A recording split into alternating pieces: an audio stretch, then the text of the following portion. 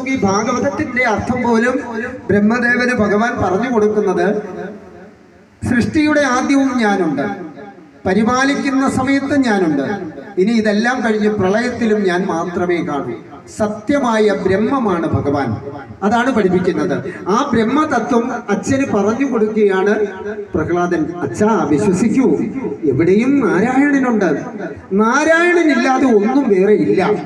ആ നാരായണനെ ഭജിച്ചാൽ ഏതു വലിയ ആപത്തും നമുക്കുണ്ടാവുകയില്ല. ഏതു വലിയ ആപത്തിൽ നിന്നും നാരായണൻ നമ്മെ രക്ഷിക്കുമെന്നാണ്.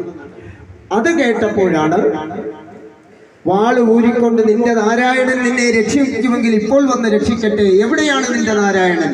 അന്നേരം പറഞ്ഞേ, സകലത്തിലുമുണ്ട്, ഈ തൂണിലുമുണ്ട്. അവിടെ അടുത്ത് കണ്ട വലിയ തൂൺ കാണിച്ചിട്ട് പറഞ്ഞു, ഈ തൂണിലും പ്രപഞ്ചത്തിലും സർവത്തിലും നാരായണൻ നിറഞ്ഞു നിൽക്കുന്നു. ആ നാരായണൻ വന്നെന്നെ രക്ഷിക്കുമെന്ന് പറഞ്ഞു.